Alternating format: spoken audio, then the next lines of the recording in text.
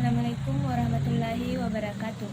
Perkenalkan, nama saya Nirina Septiana, kelas manajemen A, angkatan 2018. Di sini saya akan menjelaskan mengenai peramalan permintaan. Terlebih dahulu saya akan menjelaskan apa itu peramalan. Peramalan adalah proses untuk memperkirakan berapa kebutuhan di masa yang akan datang yang meliputi kebutuhan dalam ukuran kuantitas, kualitas, waktu, dan lokasi yang dibutuhkan dalam rangka memenuhi permintaan barang ataupun jasa.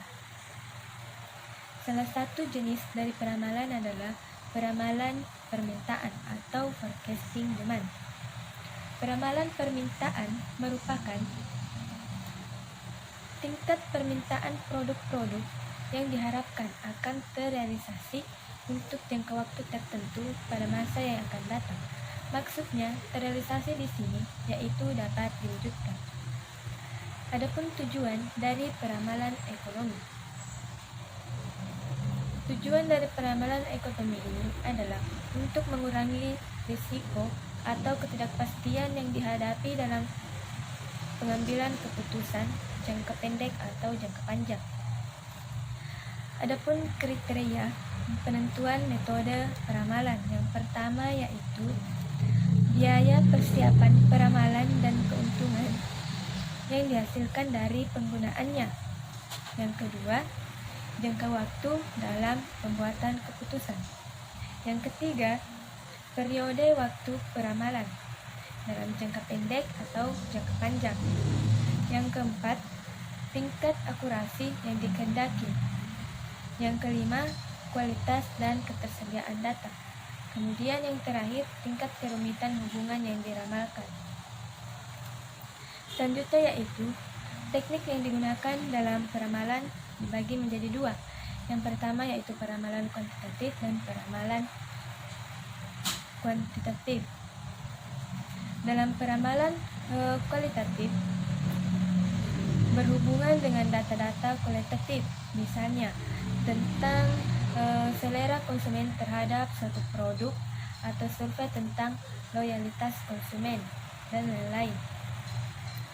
Dalam forecasting kualitatif ini dapat dikelompokkan dalam beberapa teknik. Teknik yang digunakan yaitu teknik survei.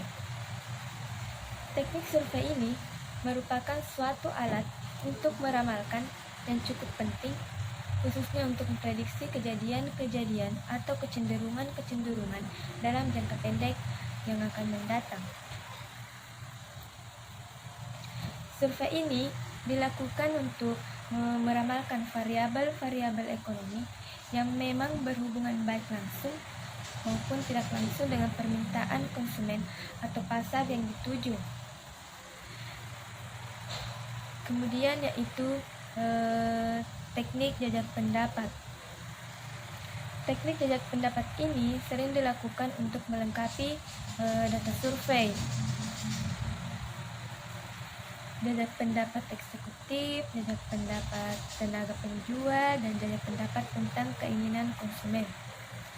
Jajak pendapat ini lebih bersifat pandangan atau pendapat pribadi ataupun subjektif dari respondennya. Kebalikan dari teknik survei, kalau teknik survei itu lebih bersifat objektif. Kemudian yaitu peramalan kuantitatif. Dalam peramalan kuantitatif dapat diterapkan jika tersedia data masa lalu, informasi dapat dikuantitatifkan atau diwujudkan dalam bentuk angka, dan asumsi beberapa aspek pola masa lalu akan terus berlangsung. Salah satu jenis peramalan kuantitatif yaitu dengan time series atau deret waktu.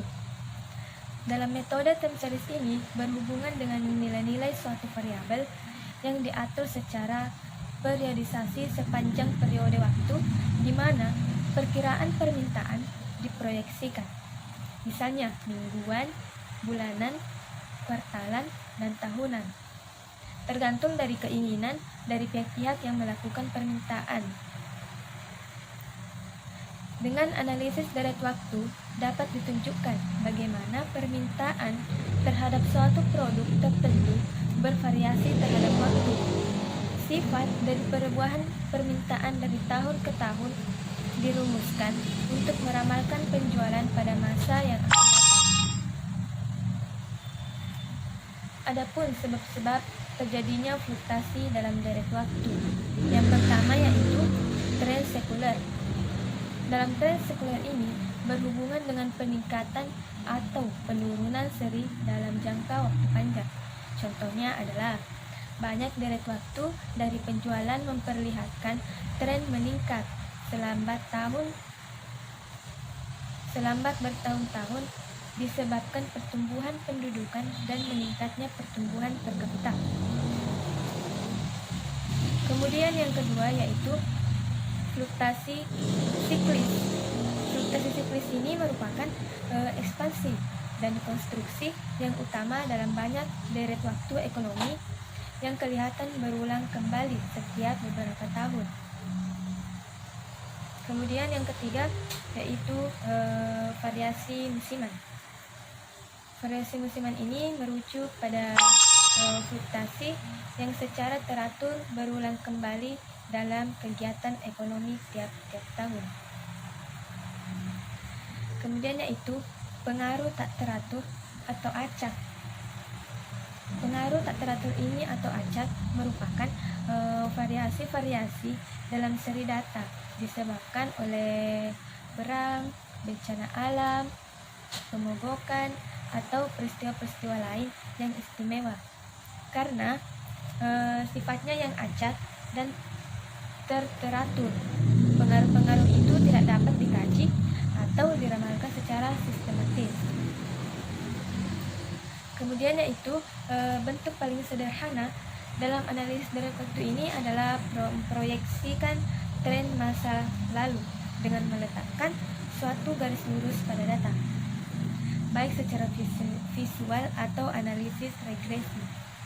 Metode dalam proyeksi tren dengan analisis regresi merupakan metode yang baik digunakan untuk jangka pendek maupun jangka panjang.